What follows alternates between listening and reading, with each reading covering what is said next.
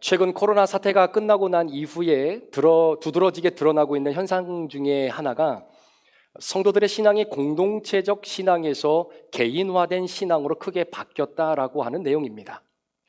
물론 한국교회에 대한 조사이고 갤럽이기는 하지만 2022년도에 코로나19와 한국교회에 대한 연구라고 하는 이 발표에 따르면 코로나 이후에도 비대면으로 예배를 드리는 것이 좋다라고 응답한 목회자가 9.7%, 그러니까 10명 중에 한 분꼴이죠. 개신교인들은 51.6%가 비대면 예배를 선호했을 뿐만 아니라 비기독교인들의 응답자의 81.6%가 온라인 예배로 전환되어야 한다라고 응답을 한 결과를 보았습니다. 계속해서 이어지는 연구 보고에 따르면 코로나 이후에 물론 한국교회뿐만 아니라 이민교회도 마찬가지겠죠. 가장 큰 변화가 어떤 것이 있겠는가라고 하는 질문에 46% 되는 응답자가 신앙의 개인화를 꼽은 것을 보게 되었습니다. 정말 그런 것 같죠? 코로나 이후에 많은 크리스찬들이 교회를 떠났습니다. 원래 있던 교회도 없어진 교회도 있고요. 또 원래 있었지만 다른 교회와 함께 통합된 교회들도 많다고 합니다. 여러분, 그렇다고 그분들이 믿음이 없습니까? 아니요. 신앙도 있고 믿음도 있고 예수 그리스도도 잘 믿습니다. 그런데 교회는 나가지 않습니다. 물론 여러 가지 이유가 있을 거예요. 교회 나오면 신경 쓸 것이 어디 한두 가지 아닙니까? 또 교회에 오면 이런저런 사람들과 관계를 맺어야만 하는 그런 부담감이 있을 수도 있겠고요. 또 교회에 와서 말을 함부로 하는 사람들로부터 상처를 받고 싶은 마음도 이제는 없고요. 본인 잘났다고 말 많이 하는 사람의 말도 다 들어줄 그런 여력도 이제는 없고요. 서로 손가락질하면서 네가 잘했니 내가 못했니 라고 하는 그 싸움의 모습도 더 이상 보고 싶지 않고요. 그래서 그냥 나 혼자 하나님과 깊은 교제를 갖고 그런 믿음을 유지하는 것으로 신앙생활을 영위해 나가시는 분들이 우리 주변에 사실 많습니다. 어떻게 보면 내가 가지고 있는 이 신앙의 편안함을 혹이나 잃어버리지는 않을까라고 하는 그런 불안감 때문에 교회를 떠나 있는 크리스찬들이 우리 주변에 많습니다. 목회자로서 저도 이해를 합니다. 사실 틀린 말은 아니거든요. 그래서 이런 이유를 들을 때 그 자리에서 이건 아닙니다, 그거는 성도님이 잘못 생각하신 겁니다 라고 반박하기보다는 오히려 스스로가 건강한 신앙을 회복할 수 있도록 우리가 지혜롭게 돕는 것이 굉장히 중요한 부분인 것 같습니다. 자, 이러한 판국과 세도가 밀어치고 있는 이 상황 속에서 그럼에도 불구하고 오늘 저와 여러분들은 이렇게 교회에 나와서 공동체로 예배를 드려야 하는 이유가 무엇입니까? 우리가 자주는 아니지만 그래도 한 주에 한 번씩은 이렇게 함께 한 자리에서 같은 마음으로 공동체로 하나님을 예배하는 그 이유가 무엇이겠는가라고 하는 이 질문에 오늘 저와 여러분들이 나누었던 이 본문 말씀 안에 담겨져 있는 초대교회의 모습을 통해서 그 해답을 여러분들과 잠시 생각을 좀 해보려고 합니다. 자, 먼저 스크린을 통해서 42절 말씀을 한번 보십시오. 그들이 사도의 가르침을 받아 서로 교제하고 떡을 떼며 오로지 기도하기를 힘쓰니라. 여러분, 초대교회 성도들은 사도들로부터 하나님의 말씀을 배웠습니다. 마치 우리가 이렇게 설교를 통해 성경 공부나 커피 브레이크를 통해서 하나님의 말씀을 배우는 것처럼 말입니다. 그런데 초대교회 성도들은 우리와 한 가지 차이점이 있다면 그들은 사도들로부터 배웠던 그 말씀을 배운 것으로 끝나는 것이 아니라 한 걸음 더 나아가더라는 겁니다. 어디까지 나아가던가요? 서로 교제하며 떡을 떼는 바로 그 자리까지 나가는 거예요. 그러니까 한번 보십시오. 사도들로부터 배웠던 하나님의 말씀을 통해서 초대교회 성도들은 하나님과의 관계를 맺고 그 말씀을 통해서 하나님의 뜻을 찾고 그 말씀을 통해서 내가 그리스도인으로서 이 땅의 일상에서 어떻게 삶을 영위해 나갈 것인지에 대한 도전도 받습니다. 그런데 우리도 여기까지는 해요. 그런데 초대교회 성도들에게 주어진 그 말씀은 단순히 하나님과 나와의 관계만을 형성하기 위하여 주어진 말씀이다라기보다는 한 걸음 더 나아가 이웃과의 관계까지 연결되어져 있는 말씀의 사실이었다라는 겁니다. 그러니까 보세요. 나 혼자 말씀 듣고 나 혼자 말씀 배우고 나 혼자 하나님과 관계 맺고 나 혼자 신앙생활하면 된다라고 하는 그 시선으로부터 각도의 변화가 생긴 것입니다. 초대교회 공동체의 모습은 이처럼 철저하게 공동체적 신앙을 그들의 핵심적 가치로 품고 있었다라고 하는 이 파운데이션을 우리는 잘 기억해야 되는 거죠. 공동체로 사는 이유라고 하는 책을 썼던 에버하르트 아놀드라고 하는 사람이 설립한 공동체가 하나 있습니다. 그 이름이 브로더 호프라고 하는 그런 공동체인데요. 이 공동체는 독일의 나치 정권에 대항하여서 예수님이 친히 가르쳐 주신 산상수훈의 말씀을 바탕으로 소위 장애인들과 고아들을 돌보는 그런 공동체입니다. 철저하게 무소유 그리고 비폭력, 사랑의 삶을 실천하는 공동체 있지요. 보니까 현재 약 20여 공동체가 전 세계로 뻗어 있다라고 합니다. 이 공동체를 창시했던 아놀드라고 하는 사람이 왜 공동생활인가라고 하는 그 글에서 그는 그 이유를 다음과 같이 피력하는데 한번 들어보십시오. 모든 생명은 공동체로 존재하며 공동체를 근거로 삼는다. 그러므로 우리는 공동체로 살지 않으면 안 된다라고 말을 합니다. 그러면서 공동체의 건설적 핵심을 다른 무엇이 아닌 하나님에 대한 믿음이라고 보고 있는 겁니다. 자, 이어지는 그 저자의 고백을 조금만 한 번 더 들어보면요. 공동체 생활의 시도를 통해서만 거듭나지 못한 인간이 얼마나 무력한 삶을 영위하는지, 어떻게 하나님이 삶에 영향을 미치는 능력, 즉 공동체를 형성하는 능력이 되는지를 분명히 알 수 있기 때문에 공동체로 살아야 된다라고 피력하고 있는 것을 보게 됩니다. 사랑하는 여러분, 하나의 인간은요, 진정한 인간이 될 수 없습니다. 나 홀로의 신앙은 자칫 그 신앙이 왜곡되고 약해지고 심지어는요, 타락할 수도 있어요. 특히 구원에 관련돼서도 나만 구원받으면 되지 남들이야 구원받든 말든 나는 상관없어 라고 하는 개인적 구원론의 논리에 취약되어져서 이웃에 대한 관심과 배려와 축복과 환대의 마음이 나도 모르게 내 안에서 소멸되어져 가게 되지요. 그러다 보면 하나님을 믿는 내 믿음과 삶이 철저하게 분리가 되어지는 결과를 경험하게 되는 것입니다. 초대교회 성도들의 믿음은 철저하게 공동체를 기반으로 한 신앙의 베이직이었다라는 겁니다. 사도들로부터 말씀을 배우고 배운 말씀을 토대로 하나님과의 관계뿐만 아니라 이웃과 함께 교제하고 떡을 떼면서 오늘 성경에 보니까 이들이 무엇을 했다라고 기록하고 있냐면요, 기도했다라고 이야기합니다. 여기서 말하는 기도는 개인 기도가 아니라 공동체적 기도 아닐까요? 초대교회 성도들의 기도는 철저하게 공동체적 기도였습니다. 그렇다고 개인 기도가 필요 없다라고 하는 이야기는 아닙니다. 같은 마음으로 같은 제목을 품고 기도하지요. 마가의 다락방에 120명의 문도의 성도들이 함께 모여서 같은 마음으로 같은 제목을 가지고 기도했던 그 기도가 여러분 공동체 기도의 가장 모범이 되는 한 예가 아니겠습니까? 어떤 마음을 가지고 기도하던가요? 하나님이 약속하신 성령을 보내줄 때까지, 받을 때까지 예루살렘을 떠나지 말라라고 하는 그 같은 마음을 가지고 120명의 성도들이 기도하는 가운데에 어떤 결과를 맺게 됩니까? 그 방에 있었던 각각의 사람 위에 하나님의 영인 성령이 임하게 되는 것을 보게 되는 거죠. 사랑하는 여러분, 저는 공동체적 기도가 개인의 기도보다 훨씬 더 강하다라고 저는 믿습니다. 저는 그 믿음이 있기 때문에 우리가 이렇게 함께 공동체로 모여 있을 때에 기도하기를 원하는 거예요.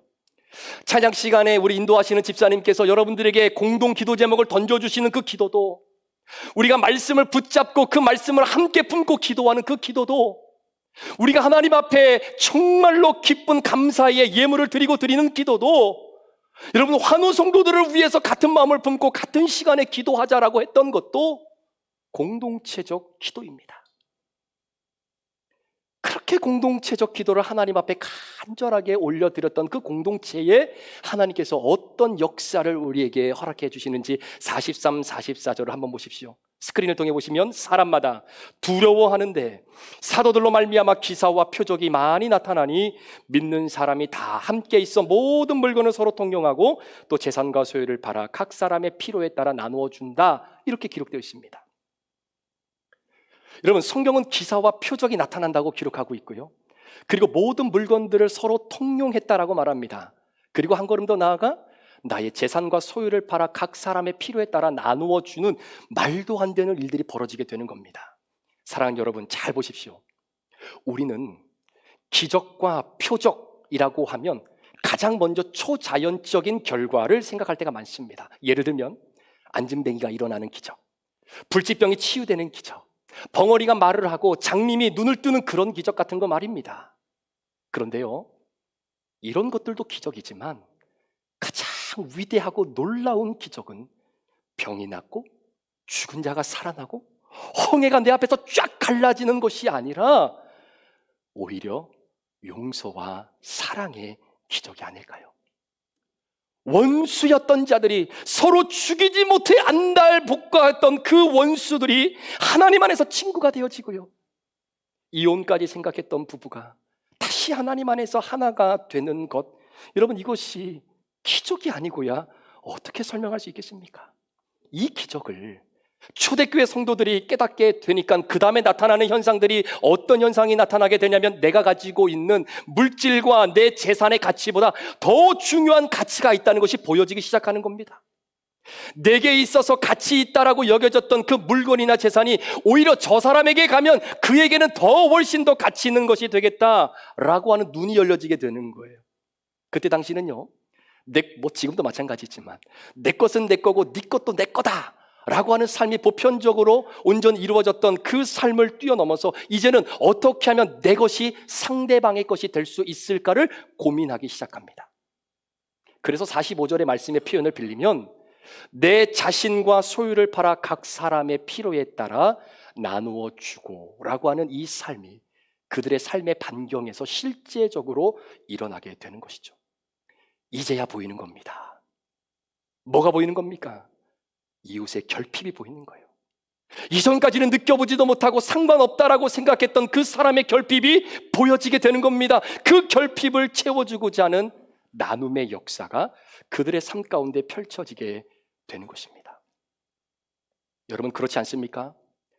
우리 성도님들, 마켓에서 장 보시다가 예상하지 못했던 세일 품목이 레이더에 딱 들어오는 그 순간 빛의 속도로 그 정보가 여러분 언니에게 팍팍 나가지 않습니까? 언니, 여기 샴버거 코스코야. 지금 소고기 엄청 세일해. 몇 개 안 남았거든? 빨리 와. 아이, 그러지 말고 내가 대신 사서 영수증 사진 찍어서 사진으로 보낼 테니까 젤러로 싸줘? 여기 오잖아요. 네, 바로 오잖아요. 네. 뭐 다분히 마켓과 관련된 정보만 그러겠습니까? 그런 의미에서 본다면 저는 미스 USA에서 실시간 정보를 올려주고 계시는 미주에 살고 계시는 한인 여성분들께 이 감사의 마음을 고백하지 않을 수가 없습니다. 미스 USA가 뭔지 아세요, 권사님? 네, 이 미스 USA에는요, 없는 게 없을 만큼 정보의 이 나눔이 얼마나 활발하게 이루어지고 있는지 모릅니다. 일부회 때는 굉장히 많이 웃던데 여러분들은 전혀 하나도 미스 USA를 꼭 한번 해보세요. 사랑하는 여러분, 나눌 수 있는 사람은 받은 경험이 있는 사람입니다. 내가 은혜를 나누는 사람은 내가 은혜를 받아본 경험이 있기 때문에 그래요. 내가 누군가를 용서했다라고 하는 것은 내가 누군가로부터 용서를 받은 경험이 있기 때문입니다. 내가 누구를 지극히 사랑할 수 있는 것은 누군가로부터 내가 지극히 사랑을 받아봤기 때문입니다. 반대로요, 나누지 못하는 사람은 받은 것이 없기 때문에 그렇습니다. 받은 것이 없는 상태에서 내가 큰맘 먹고 한번 열심히 내가 나누어 보겠다라고 발버둥 치면서 행위를 감당해도 죄송하지만 얼마 가지 못해서 다 탈진하고 번아웃 되는 것 아닙니까? 여러분이 교회를 섬기는 모든 것이 나눔입니다. 아멘이신가요? 각 팀에서 이렇게 저렇게 몸된 교회와 성도들을 섬겨주시는 것이 다 나눔입니다. 그렇기 때문에 섬기는 모든 분들은 하나님의 은혜가 메마르면은 안 됩니다. 하나님의 은혜가 여러분의 심령 속에 늘 출렁거리는 은혜가 있기를 주의 이름으로 축복합니다. 그래야 지속적으로 나눌 수 있는 거예요. 여러분, 은혜의 공급이 없는데 계속 나누기만 하면요, 어느 정도는 기쁨과 감사함으로 할 수 있지만 어느 정도 시간이 지나면 번거로움과 짜증과 그리고 불평, 불만이 먼저 나오게 되어 있습니다. 그러니까 이렇게 생각하시면 돼요. 요즘 교회 오는 것이 왜 이렇게 즐겁지가 않지? 왜 이렇게 사역을 하는 것이 즐겁지가 않지? 기쁨이 없지? 그런 분들은 내 마음속에 하나님의 은혜의 수위가 점점점 낮아지고 있구나 라고 여러분이 영적으로 깨닫고 하나님의 은혜로 채움 넣기를 주의 이름으로 축복합니다. 자, 우리는 통상적으로 이웃의 결핍을 채운다라고 하는 표현을 들으면 물질적인 개념이 가장 먼저 떠오르기도 합니다. 예를 들면 구제헌금이나 선교 헌금을 통해서 이웃의 결핍을 내가 채웠다라고 하는 안도의 마음이 우리에게 있지요. 맞습니다. 이거 굉장히 중요한 부분입니다. 그런데요, 이웃의 결핍을 채운다라고 했을 때 사랑하는 여러분, 이렇게 한번 생각해 보시면 어떻겠습니까? 우리가 만나는 사람 중에 그 사람이 가족이든 교회 사람이든 회사 사람이든 상관없이 유독 말끝에 가시가 돋쳐있게 말씀하시는 분들이 사실은 있어요. 그렇잖아요? 여러분, 같은 말이라도 아가 다르고 어가 다르지 않습니까? 하루는 아내와 이렇게 외출을 할 때가 있었습니다. 제가 거라지에서 차를 딱 빼고 이제는 아내가 제 조수석에 딱 앉는 순간 제가 아내를 보면서 이런 이야기를 했어요. 여보, 오늘 화장했어? 그리고 약 5초간의 침묵이 흘렀습니다. 그 순간 내가 간이 배 밖으로 나오는 이야기를 했구나. 야, 이걸 어떻게 수습해야 되지? 그 짧은 5초간에 엄청난 이 생각들이 머릿속에 왔다 갔다 한 때가 있었습니다. 우리 남자 성도님들, 여러분 아내가 조수석에 딱 탔을 때에 그런 상황에서는 뭐라고 얘기를 해야 되겠습니까? 뭐라고, 우리 이창훈 집사님 뭐라고 얘기를 해야 되겠어요? 그때 하나님께서 지혜를 주셨어요. 그래서 이렇게 얘기했습니다. 여보, 당신의 얼굴은 화장과 상관없이 이렇게 자연미가 흘러넘치는지 몰랐어. 오늘은 내추럴한 이미지가 왜 이렇게 훨씬 더 돋보이는데? 그래서 제가 목숨을 부지할 수 있어서 여기 살아있는 겁니다. 한 번은 아마 들어보신 분도 계실 거예요. 김창옥 교수의 강의를 듣다가 다음과 같은 질문을 그 방청객들 중에 남편들에게 이런 질문을 던지는 것을 들었습니다. 아내와 함께 쇼핑을 갔는데 아내가 옷가게에 들어가더니 옷 2개를 가지고 오는 겁니다. 하나는 보라색 옷들이, 하나는 분홍색 옷들이를 가지고 온 거예요. 그리고 남편에게 이렇게 물어봅니다. 여보, 나한테 보라색이 어울려? 분홍색이 어울려? 그럼 보통 남자들은 뭐라고 얘기합니까? 우리 이철 장로님 뭐라고 얘기하세요? 빨리 사! 정말로 우리 장영선 집사님의 마음이 대서양보다 넓어요. 그래서 지금까지 인고 부부 중에 대표적인 부부 아닙니까? 우리 교회. 그렇죠. 보통 남자들이 그래요. 바빠 죽겠는데 빨리 하나나 사. 아니, 하나만 사면 되지 뭘 2개씩이나 사? 보통 이렇게 얘기를 하는데 김창옥 교수가 이렇게 얘기를 해야 된다라고 가르쳐 주더라고요. 여보, 보라색은 당신이 입으면 굉장히 젊어 보일 것 같고, 그리고 분홍색은 굉장히 날씬해 보일 것 같은데? 이렇게 얘기를 해야 된다라는 겁니다. 아가 다르고 어가 다른 거죠. 네. 사랑하는 여러분, 여러분에게 상처를 주는 말을 던지는 사람들을 우리가 살아오면서 많이 경험합니다. 사실요, 그런 사람 꼴 보기 싫어서 교회를 안 나오겠다라고 마음먹는 분들도 있다는 얘기를 제가 예전에 들은 적이 있어요. 그런데요, 그분의 결핍을 바라봐 주세요. 소위 상대방에게 날카롭게 톡톡 쏘는 말을 하는 사람들의 내면에는 그렇지 않은 사람들보다 상처가 많이 있다라고 이야기하지 않습니까? 자신이 받은 그 상처로 인해서 다시는 아프고 싶지 않아서 스스로 자신을 보호하고자 하는 그 보호 능력이 다른 분들보다 많기 때문에 그렇다라고 이야기하더라고요. 그것이 그분들의 결핍입니다. 또 어떤 분들은요, 한번 말하기 시작하면 랜딩할 줄 모르고 말을 하시는 분들이 있어요.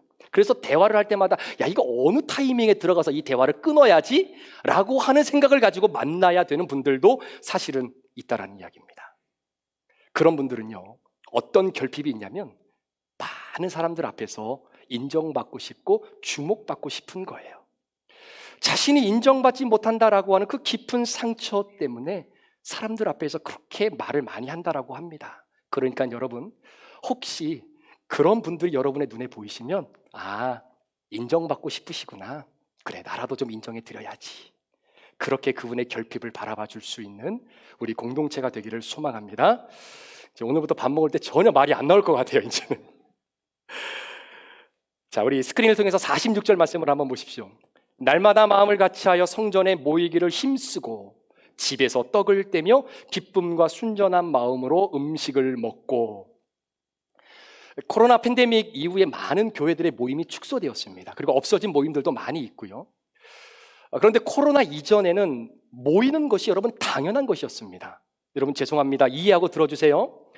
약간의 기침이 나와도 기침 때문에 모임에 참석하지 않겠다라고 하는 생각을 거의 하지 못할 정도로 당연히 모임에 가는 거였습니다. 그런데 지금은 상황이 완전히 달라졌어요.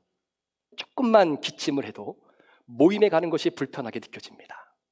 그만큼 오늘날 모임에 대한 부담감이 예전보다 훨씬 더 커졌다라는 사실이에요. 그런데 여러분, 초대교회 성도들은 어땠을까요? 이들에게 있어서 모임에 참석하는 것이 부담스럽게 만들어 놓는 요소들이 뭐가 있지 않았을까요? 우리는 기침이라고 하는 그런 비근한 예를 들기는 했지만, 여하튼 뭔지는 모르겠지만 초대교회 성도들도 우리처럼 모임에 참석하는 것을 주저하게 만드는 요소들이 그들에게도 분명히 있었을 겁니다. 그런데요, 초대교회 성도들은 모임에 대한 어떤 반응을 보이기 시작하냐면 성경에 보니까 성전에 모이기를 힘쓰고라고 해요. 힘쓰고. 보세요. 힘쓰지 않으면 성전에 모이지 못할 여건들이 너무나 많이 있다라는 이야기입니다. 그러니까 모이기 위해서 힘을 쓰는 거예요. 힘을 써야 그 모임에 참석하고 그 모임을 유지할 수 있다라는 말입니다. 여러분, 초대교회 성도들도 다 사람들이 살아가는 모임들인데 어떻게 100% 마음에 드는 사람들끼리 모임을 가질 수 있겠습니까? 그 중에는 꼭 한두 명 꼴보기 싫은 사람들이 있겠죠. 그래서 초대교회 성도들 가운데서도 그 꼴보기 싫은 사람 오늘 보고 싶지 않아서 모임에 안 갈 거야 라고 하는 생각이 들 수도 있겠죠. 그런데 그런 생각으로 인하여 내가 모임을 스킵해야 되겠다라고 하는 마음이 들지 않도록 애를 썼다라는 거예요. 저는 개인적으로 이런 분이 깊이 모임을 사랑하는 분이라고 생각합니다. 나와 성향이 비슷하고 말도 잘 통하는 사람들끼리 모임을 갖기에 특별한 애씀을 노력하지 않아도 자연스럽게 그 모임에 참여하는 분들도 정말 감사한 분들인데요. 사실 더 감사한 것은 모이기를 애쓰는 분들이에요. 축복하기는 이제 조만간 여러분들에게 새롭게 구성되어진 우리 브릿지교회의 스몰 그룹의 명단이 곧 여러분들에게 나갈 겁니다. 그 명단을 보자마자 할렐루야! 이분과 함께 하는구나 라고 하는 분도 있겠지만 이분이 우리 공동체에 있어? 목사님한테 얘기해서 바꿔달라 그래야지. 아니요, 안 바꿔줄 겁니다. 여러분, 그런 분들이 혹 여러분의 눈에 명단이 보이면 오늘 이 말씀을 꼭 기억하시길 바랍니다. 성전에 모이기를 힘써야 돼요. 힘써야 되는 겁니다. 자, 그렇게 우리가 함께 기쁨과 순전함으로 그 일들을 감당하게 될 때 하나님께서 그 다음을 책임져 주시는데, 자, 본문 47절 우리 스크린 통해서 한번 보십시오. 하나님을 찬미하며 또 온 백성에게 칭송을 받으니 주께서 구원받는 사람을 날마다 더하게 하시니라. 초대교회 공동체는 우리에게 선교를 가르쳐주는 공동체가 아닙니다. 초대교회 공동체는 우리 브릿지교회 성도들로 하여금 어떻게 전도를 해야 되는지에 대한 방법론과 매뉴얼을 가르쳐주는 공동체가 아닙니다. 오히려 초대교회 공동체는 교회란 무엇인가? 교회의 본질이 무엇인가를 우리에게 말해주고 있는 공동체인 거죠. 성령으로 하나가 되고 서로 사랑하는 공동체가 되어다 보니까 전도와 선교가 저절로 이루어지는 공동체였다라는 것을 우리에게 말해주고 있는 겁니다.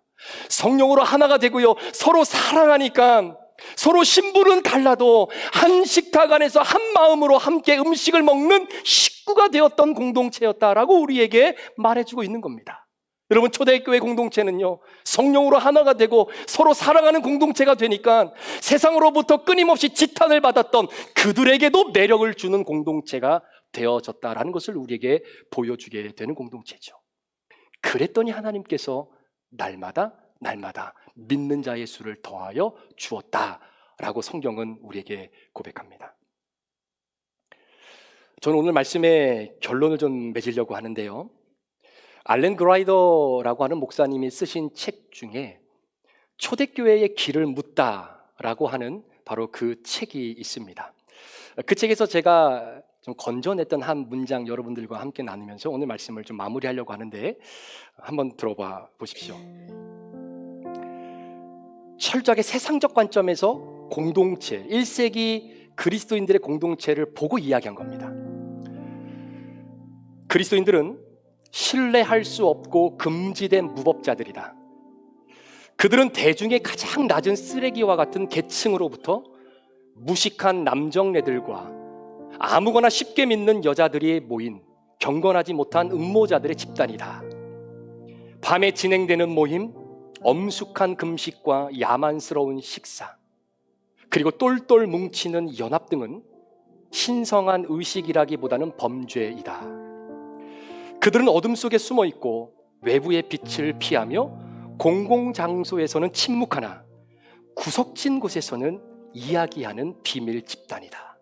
다음 문장이 킵니다. 그러나 그들은 서로 알아가기도 전에 이미 사랑에 빠진 사람들이다.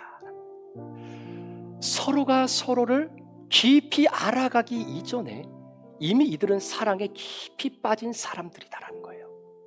어떤 사랑입니까? 바로 예수 그리스도를 중심으로 한 진한 사랑에 이미 빠져 있었던 사람들이었다라고 고백하고 있는 겁니다. 우리가 오늘도 함께 예수 그리스도 안에서 형제 자매인 공동체로 이 자리에 모여 하나님을 예배하는 이유가 있습니다. 그것은 뭐냐면요, 우리 공동체인 내 앞에 있는 사랑하는 집사님, 권사님, 장로님, 그 성도님 안에 오늘도 살아 역사하시는 예수 그리스도를 내가 발견함으로 인하여 내 안에 있는 예수가 있음을 인정할 수 있다라는 거예요. 내가 내 안에 예수님이 있다는 걸 어떻게 증명해낼 수 있겠습니까? 여러분 앞에 서 있는 그 사람 안에 있는 예수를 여러분이 발견하시면 동일하게 내 안에 예수 그리스도가 계심을 우리는 인정할 수 있는 것, 이것이 공동체가 주는 힘입니다. 그러니 나 혼자 어찌 그 예수를 발견할 수 있겠느냐라는 거예요. 형제 자매가 안에서 예수 그리스도가 우리와 함께 계시는 그 은혜를 우리가 함께 찾아내고 발견함으로 인하여 나에게도 예수 그리스도가 오늘도 살아계시는구나 라고 하는 그 힘을 가지고 이번 한 주간을 살아갈 수 있는 그 힘을 주는 교회, 그 힘과 능력을 베풀어주는 공동체. 그래서 오늘 설교 제목을 내게 힘을 주는 교회, 이렇게 한번 잡아보았습니다. 우리 사랑하는 브릿지 가족 여러분, 우리는 서로가 서로 안에 있는 예수님을 발견해 주는 사람들입니다. 그래서 우리는 공동체로 살아갈 수밖에 없는 겁니다. 비록 나에게 헐뜯는 말을 하고 비록 던지는 말 한마디가 가시처럼 내 가슴에 돋을 때도 있지만 그들의 결핍을 바라주며 성전에 모이기를 힘쓰고 하나님을 가르쳐주시는 말씀을 통해 하나님과의 교제뿐만 아니라 내 이웃과 떡을 떼고 교제할 수 있는 이 아름다운 공동체가 1세기 그리스도인들에게 희망과 소망과 힘을 주었듯이 우리 브릿지 교회가 이번 한 주간 여러분들에게 힘을 끊임없이 제공해 줄 수 있는 그러한 공동체로 함께 서 나가도록 같이 기도하고 노력하는 저와 여러분들의 아름다운 일상이 되시기를 우리 구주 예수 그리스도 이름으로 축복합니다. 기도하시겠습니다.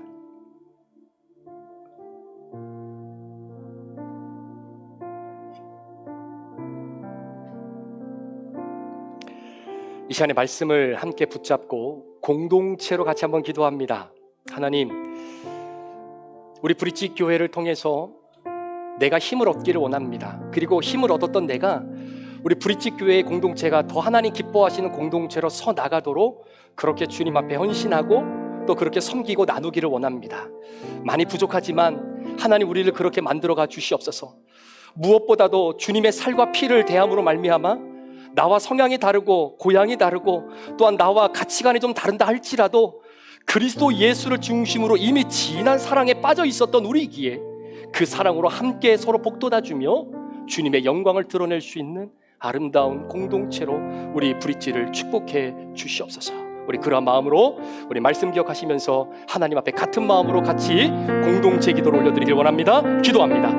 하나님 아버지 감사합니다. 이 시간도 주님의 은혜 가운데 우리를 붙잡아 주시고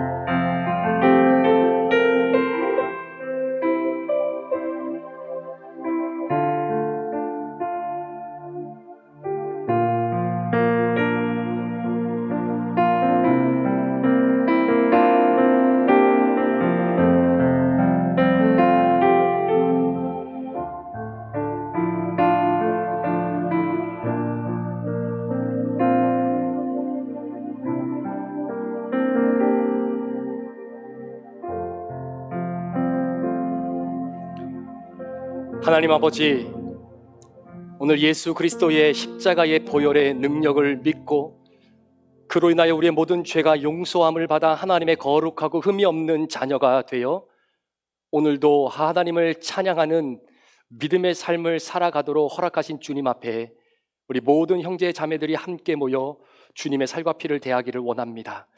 같은 마음으로 함께 식사하는 것이 식구이기에 이 시간에 그리스도 예수 안에서 식구된 우리들이 서로 축복하며 하나님 앞에 감사하는 복되고 아름다운 시간이 되게 하여 주옵소서. 감사를 드리며 예수 그리스도의 귀하신 이름으로 축복하며 기도합니다. 아멘. 예수님께서 십자가에 못 박혀 돌아가시기 전날 밤 제자들과 함께 마지막 유월절 만찬을 나누시면서 제자들에게 떡을 떼어 주시면서 말씀하셨습니다. 받아 먹어라. 이것이 내가 너희를 위하여 찢기는 나의 몸이다 라고 말씀하셨습니다. 예수님께서 제자들을 위해 이렇게 몸이 찢겨지셨던 것처럼 작은 예수로 살아가는 저와 여러분들 역시 서로가 서로에게 이렇게 찢겨지고 낮아지고 녹아지는 그런 아름다운 인생이 우리 공동체와 여러분들을 통해 일상 속에 펼쳐지기를 주의 이름으로 축복합니다.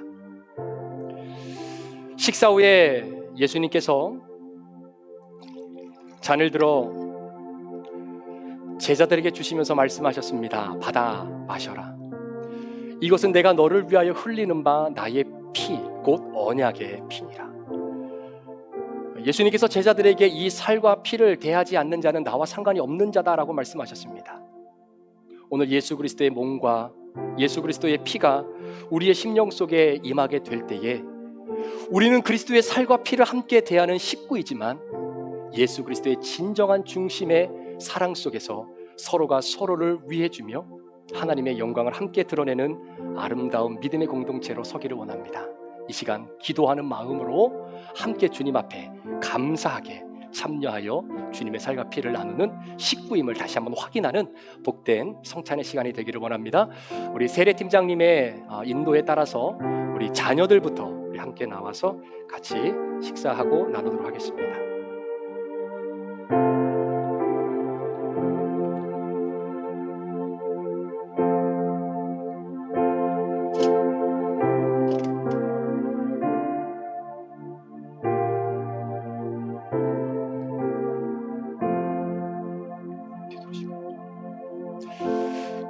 우리 자녀들부터 함께 믿음으로 함께 참여하여서 함께 주님의 살과 피를 대하기를 원합니다.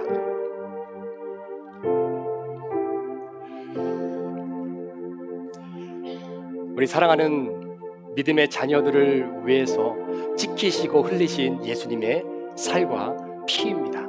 믿음으로 감사한 마음으로 함께 주의 살과 피를 대하는 복된 시간이 되기를 원합니다.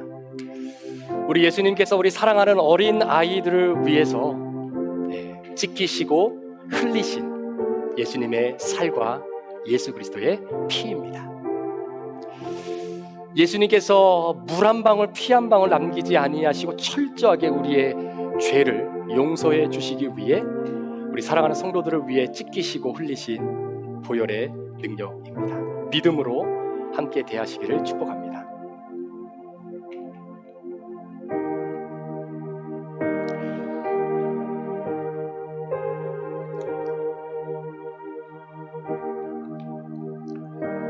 우리 예수님께서 우리 집사님을 위해 흘리신 피입니다. 우리 예수님께서 우리 사랑하는 자매님을 위해서 찢기신 몸이십니다. 믿음으로 주의 살과 피를 대하는 귀한 식탁의 자리가 되기를 소망합니다.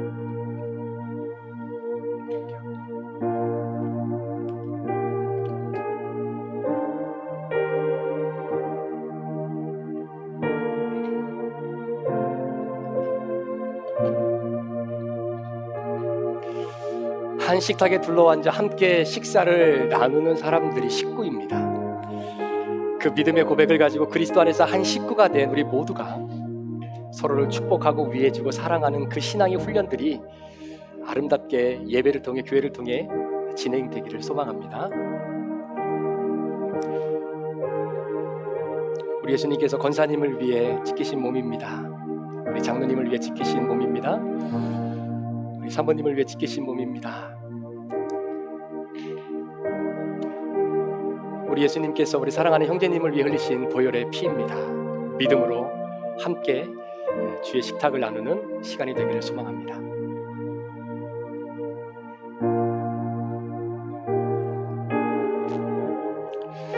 우리 예수님께서 우리 권사님을 위해, 우리 장로님을 위해 찢기신 몸입니다. 흘리신 보혈의 피입니다.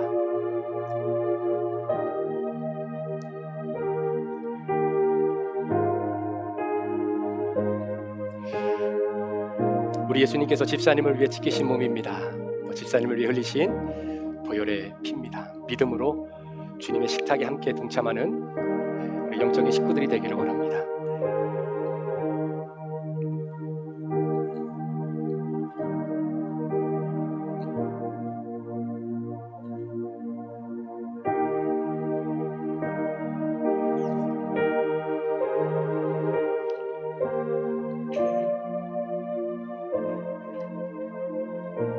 우리 한 분도 빠짐없이 같이 식사하시고 같이 드실 수 있도록 한 식구임을 여러분들 기억하시고 한 분도 빠짐없이 다 참여해 주시면 감사하겠습니다.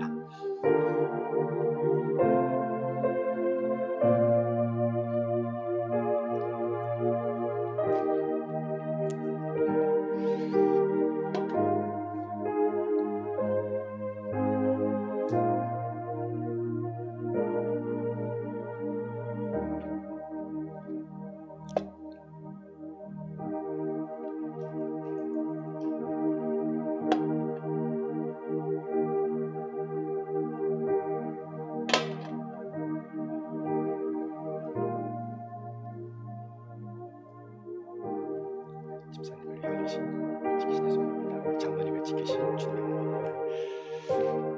장로님을 지키신 주님의 몸입니다. 집사님을 지키신 주님의 몸입니다.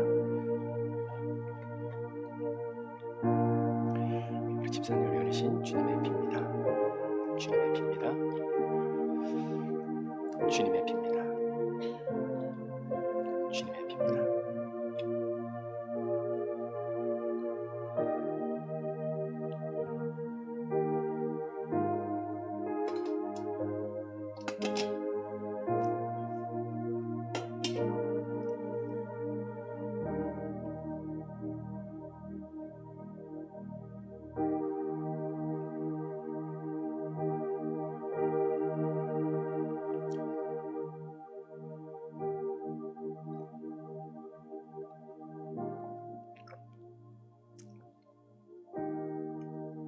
함께 기도합니다.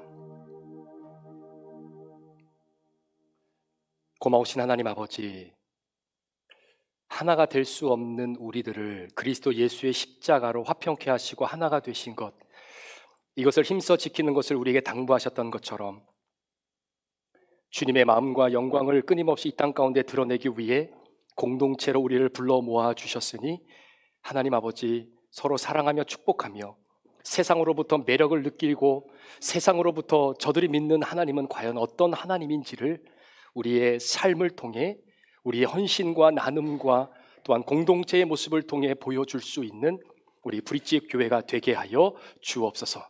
내게 힘을 주는 이 공동체를 통해 하나님 영광 받아주시기를 간절히 원하며 예수 그리스도의 존귀하신 이름으로 축복하며 기도합니다. 아멘.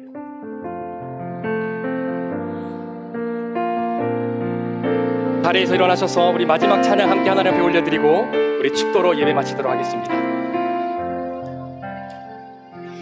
진정한 예배가 숨쉬는 교회, 주님이 주인 되시는 교회, 믿음의 기도가 쌓이는 교회, 최고의 찬양을 드리는 교회.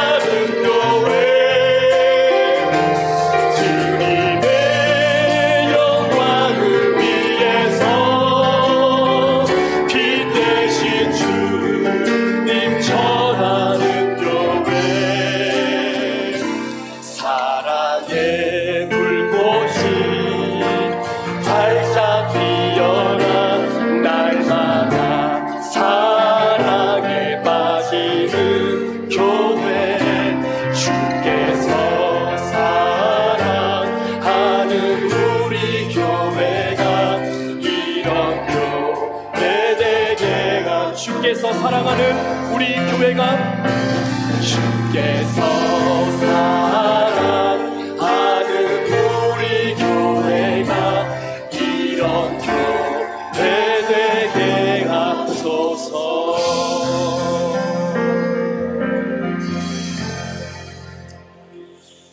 지금은 우리 구주 예수 그리스도의 귀하신 은혜와 우리 아버지 하나님의 무한하신 사랑하심과 성령님의 감화감동 충만교통 위로하시고 내주하심의 역사가 오늘도 내게 힘을 주는 그 공동체, 하나님의 귀한 몸된 공동체를 주 안에서 아름답게 세워나가며 주의 영광을 위해 이번 한 주간도 살아가겠노라고 결단하며 주의 전을 떠나 세상으로 파송받아 나아가는 사랑하는 우리 모든 성도들 머리머리 위에, 이들의 가정과 직장과 사업터 위에, 자녀들 위에, 또한 태중의 생명들과 온 세계 열방에 퍼져 주의 복음을 증거하시는 우리 사랑하는 귀한 선교사님들 위에, 또한 우리 사랑하는 유가족들 위해 지금부터 영원토록 함께 계시기를 간절히 축원하옵나이다. 아멘.